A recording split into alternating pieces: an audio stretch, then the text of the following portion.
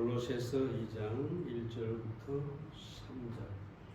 내가 너희와 라오디게아에 있는 자들과 무릇 내 육신의 얼굴을 보지 못한 자들을 위하여 어떻게 힘쓰는 것을 너희가 알기를 원하노니 이는 저희로 마음의 위안을 받고 사랑 안에서 연합하여 원만한 이해의 모든 부요에 이르러 하나님의 비밀이신 그리스도를 깨닫게 하려 함이라. 그 안에는 지혜와 지식의 모든 보화가 감추어 있느니라. 골로새서 1장은 제목을 붙인다면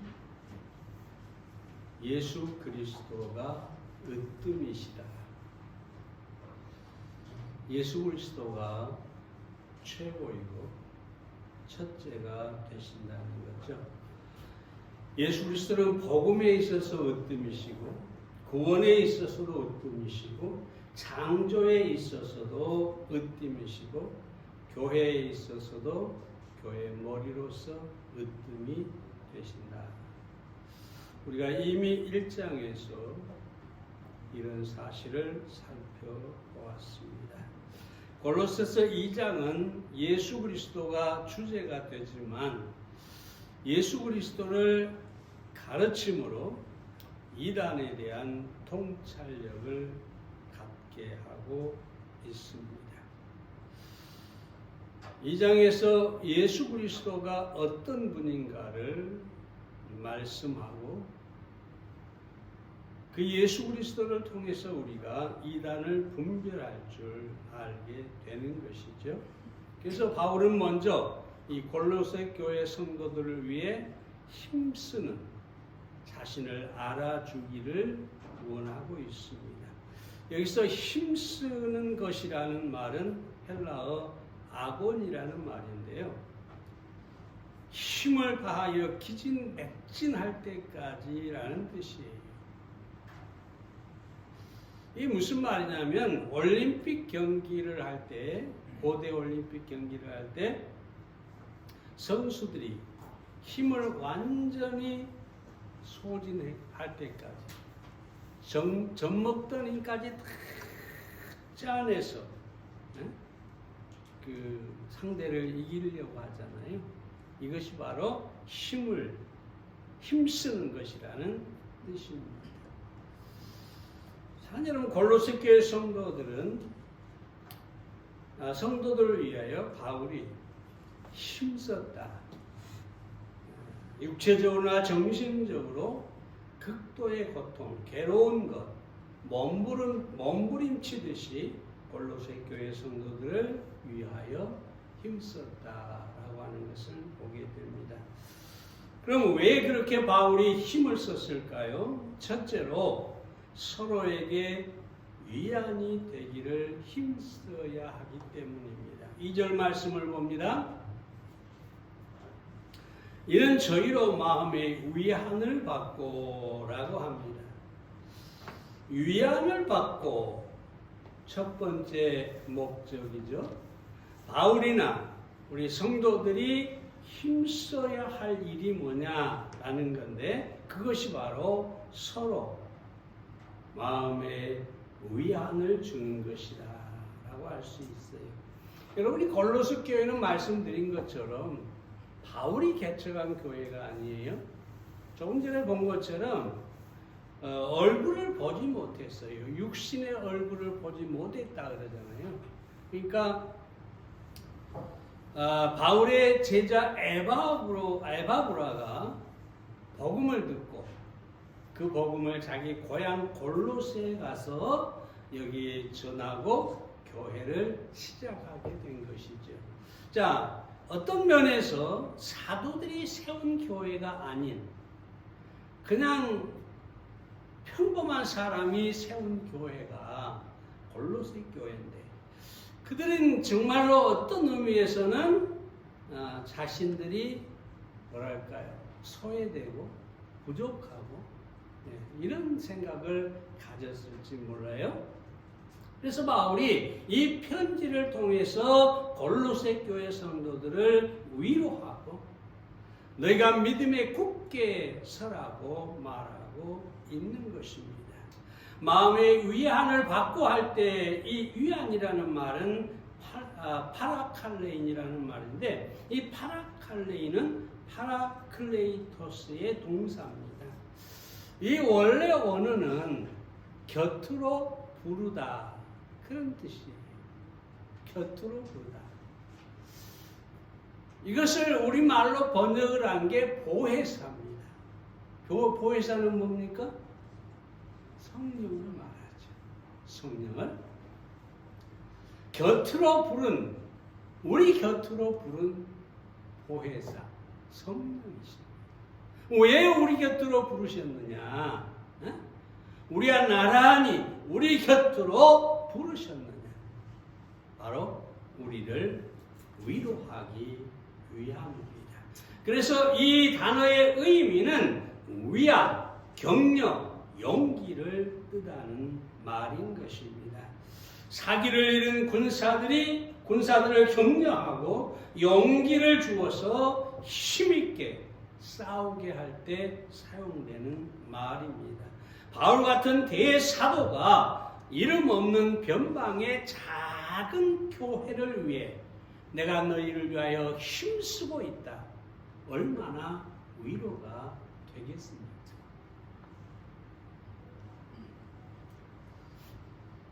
여러분, 바울이 자신을 위해 관심을 가지고 자신들을 위해 관심을 가지고 있고 자신들을 알아주고 자신들을 위해 기도하고 있다는 사실, 이것이 골로새 교회 성도들에게는 큰 위안이 되고 격려가 되었던 것이죠. 이 대사도가 자신들을 알아주고 관심을 가져주고 저들을 위해서 기도하고 있다는 사실, 그것만으로도 골로새 교회 성도들은 큰 위로를 얻게 된 것입니다. 우리 믿는 사람들은 서로 마음에 파라클레인, 위로가 되어야 됩니다. 용기를 주는 사람이 되어야 합니다. 누군가를 알아주고 누군가를 격려하고 누군가 용기를 갖도록 해주고 누군가를 위해서 기도해 주어야 합니다. 이것이 바울이 골로새 교회에 편지한 이유인 것입니다. 그러므로 우리는 정말로 누군가에게 내가 위안이 되는 사람, 용기를 주는 사람이 되어야 합니다. 우리는 늘 연약함 속에 쌓여 살다 보니까 그냥 누가 나를 위로해주고 누가 나를 위해 기도해주고 내게 용기를 주고 그런 것을 바라죠.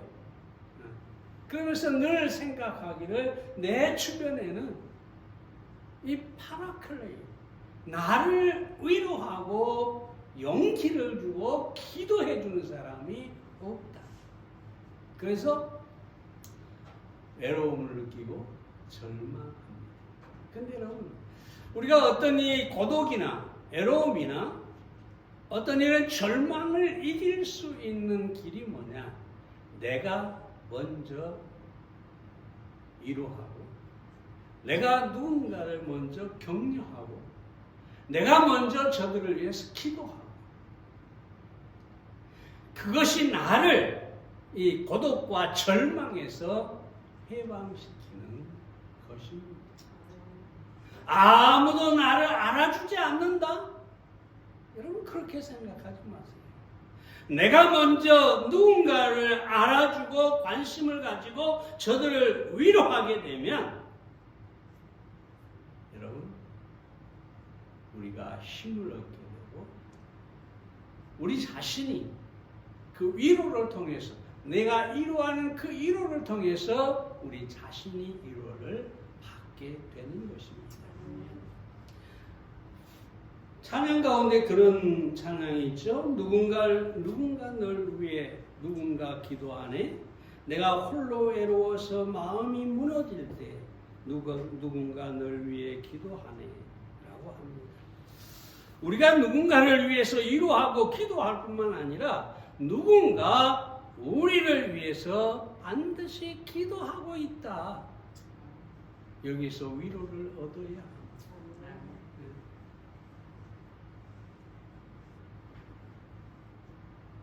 제가 이제 기도하면서 가끔 이런 생각을 해요. 제가 이제 뭐 미국, 독일, 저 부산, 서울, 구미 전 세계를 전국을 돌아다니면서 이름을 부르면서 기도하는데 가끔 그런 생각을 해요. 이 친구가 내가 기도한 것을 알까? 전화를 한번 해가지고 내가 너를 위해 기도하고 있다 이렇게 말을 할까?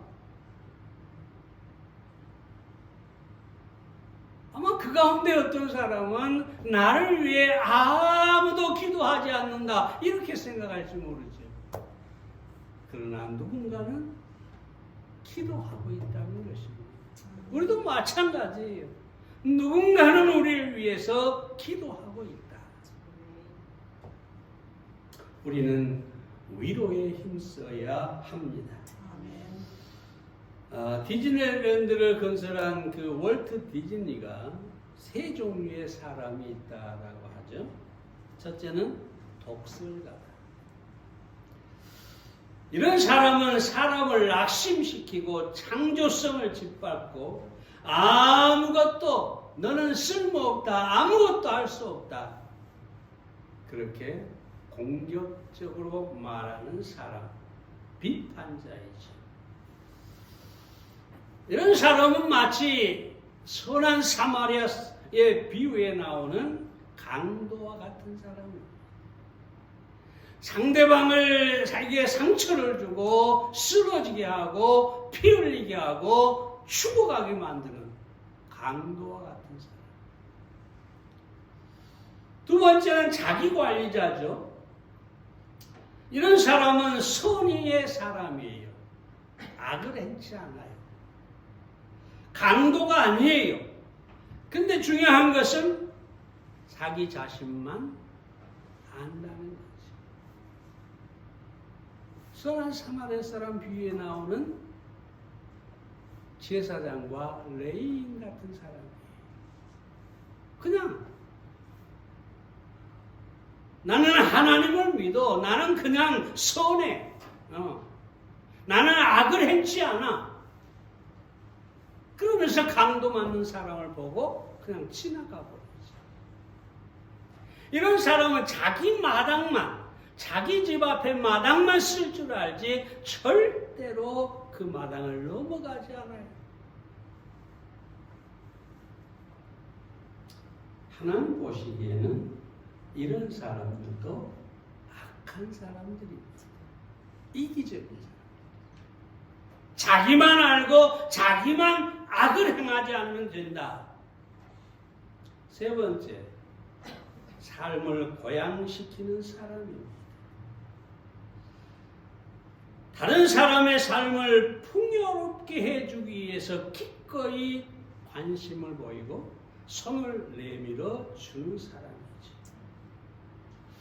그들을 격려하고 그들이 영감을 가질 수 있도록 그 영감을 불어 넣어주는 사람이죠.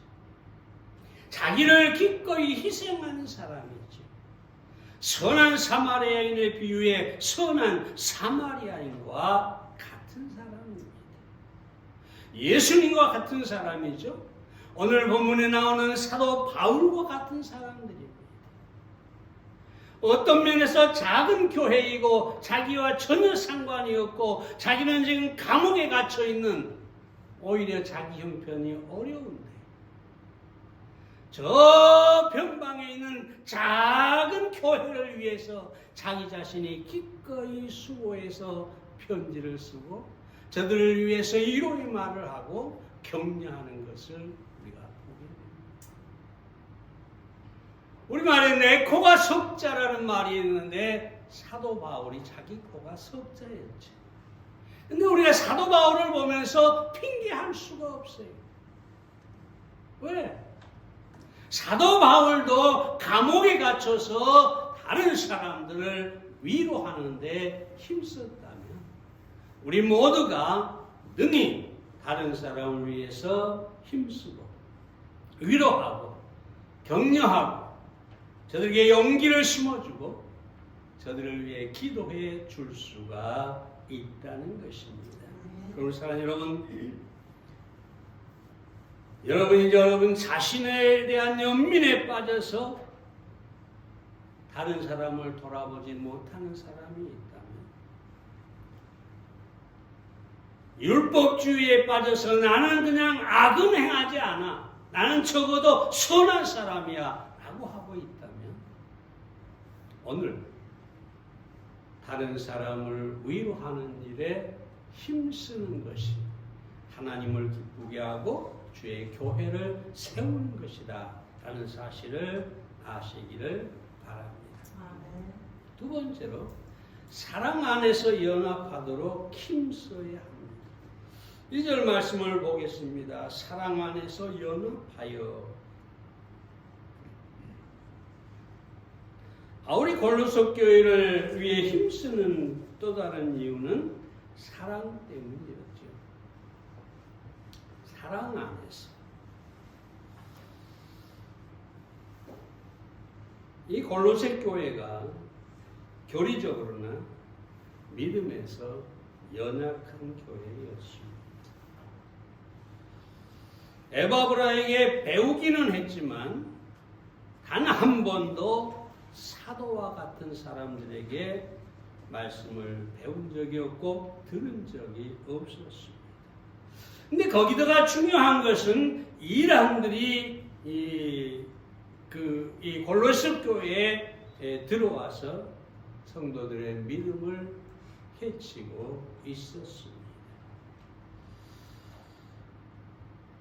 아나시스라고 하는 이단이죠.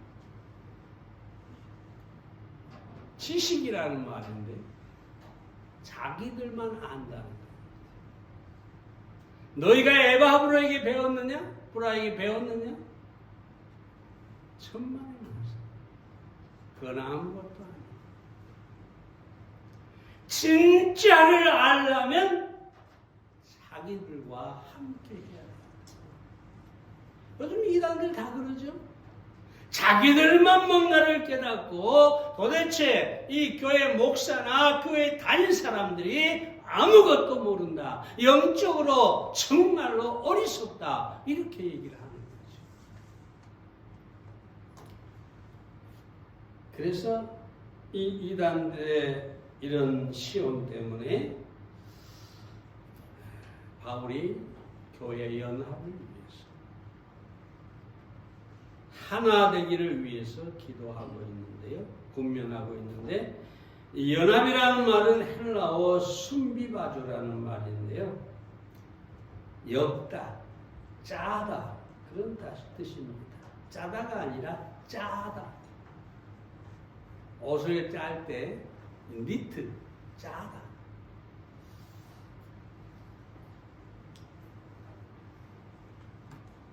옷감이 서로 짜여 있으면 찢어지기 쉽지 않죠. 그물이 잘 짜여져 있으면 물고기가 새 나갈 수가 없지. 근데 이단들은 이 교회, 이 그물을 찢어버리고 성도들이 흩어지게 만든다는 사실입니다. 바로 이 교회를 연합시키고 하나가 되게 하는 게 그럼 과연 뭐냐? 그것은 바로 사랑이라고 하는 것이죠. 고린도후서 5장 14절에 보면 그리스도의 사랑이 우리를 강권한다 이렇게 얘기합니다. 강권한다. 이 강권한다는 말은 좁힌다는 말이에요. 끌어당긴다 그 말이에요. 다시 말해서 흩어지게 하는 것이 아니라 하나로 연합시킨다는 의미가 되겠습니다. 마치 시멘트가 모래들을 하나로 묶어주는 거죠. 접착제가 서로를 연합시키는 거죠. 요즘 봄철이 돼가지고 제가 이 풍란을 좋아하는데, 풍란 세척들을 조금 구입했어요. 그래가지고 요즘 제가 뭘 하느냐, 돌에다가 풍란을 얹고 접착제를 뿌리에 살짝 떨어뜨려서 삼각으로 돌에 딱 붙여놓으면 단단히 붙어서 떨어지지 않게 돼요. 거기에다 새 뿌리가 나면 완전히 돌을 감싸서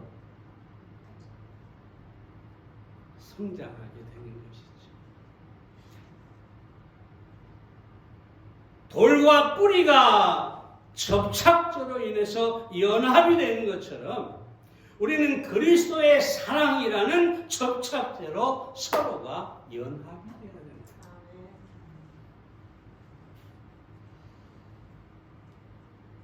사랑으로 연합될 때 건강한 교회가 되는 것입니다.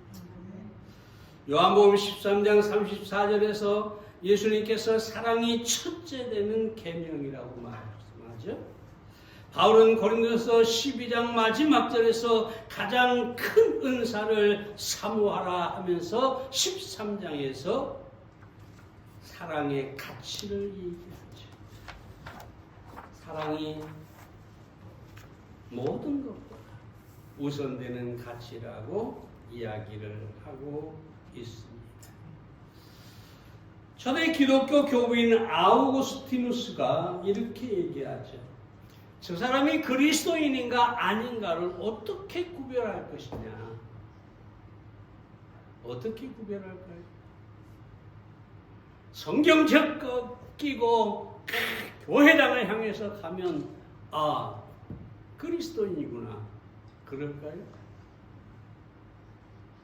교회 안에서 무슨 직분을 받으면 그냥 저 사람은 그리스도인이구나 그럴까요? 이분이 이렇게 얘기했어요. 사랑만이 하나님의 자녀와 마귀의 자녀를 구별한다. 그들이 함께 그리스도의 십자가의 표를 몸에 띠고 함께 침례를 받으며 교회에 다니고 회당에 벽을 세울지라도 하나님의 자녀와 마귀의 자녀를 구별하는 것은 사랑밖에 없다. 아무리 교회당을 세우고 아무리 무슨 십자가를 몸에 지고 다닌다고 해서 그리스도인이라 라고 말할 수 없다는 거죠. 그 모든 것을 행하고 만약 사랑이 없다면 그는 그리스도께 속한 사람이 아니다.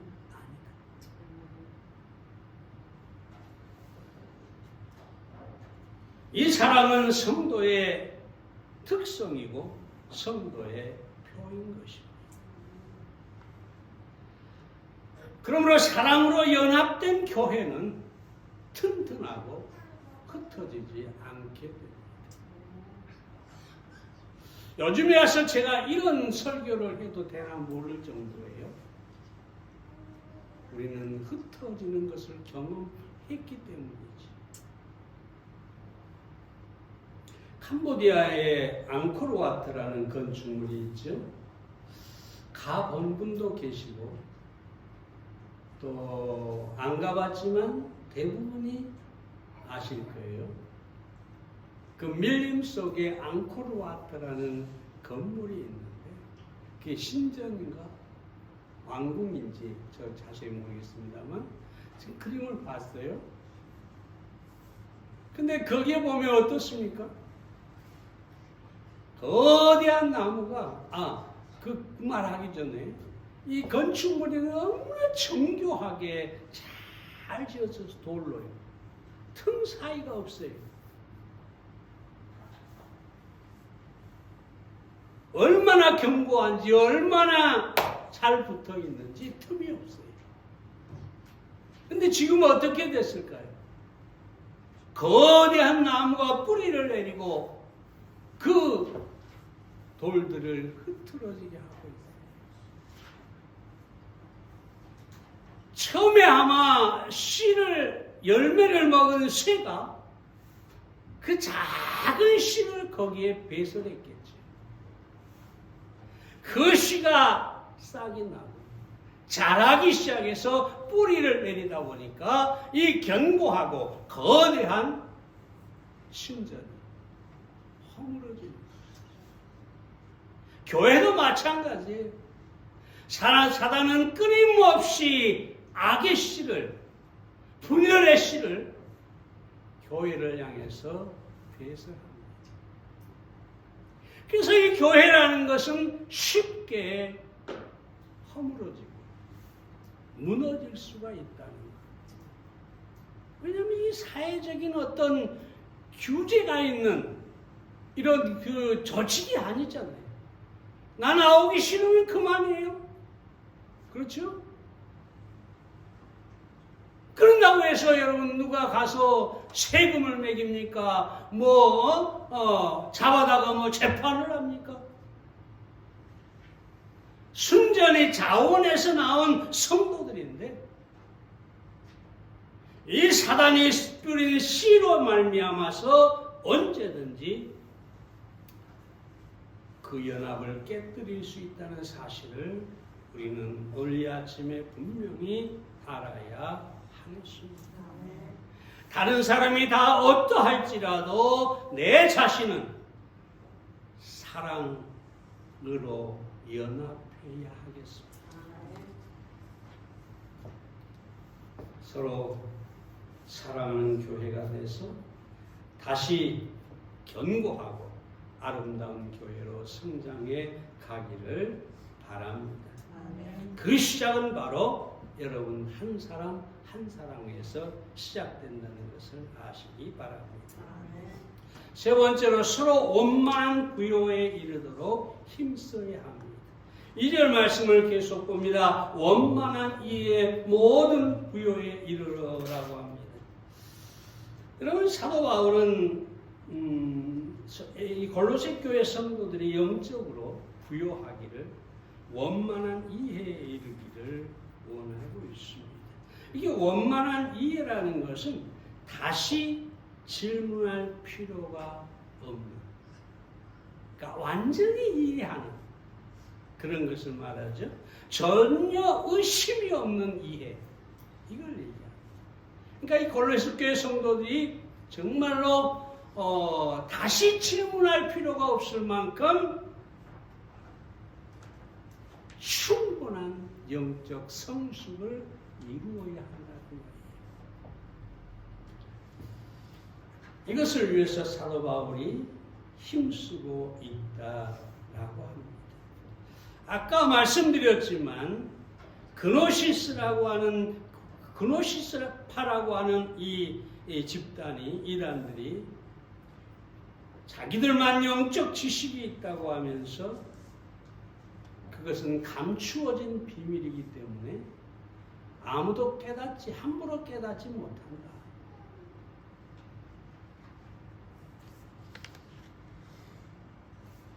여러분 그 이단들을 만나보세요. 자기들만 안다고 말해요. 자기들이 아는 것이 최고라고 해요.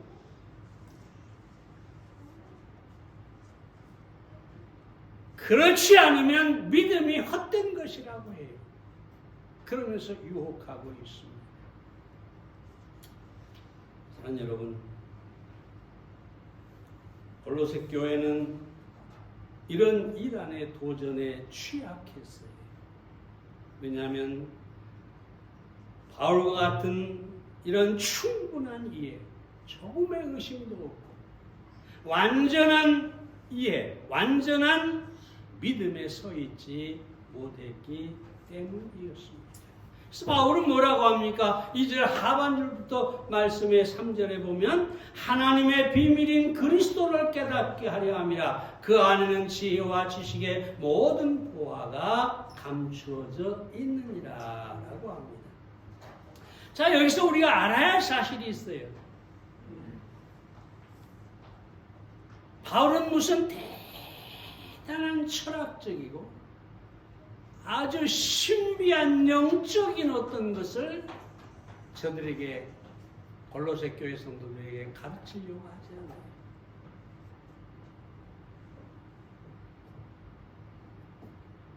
정말로 아주 깊은 어떤 지식을 말하지 않아요.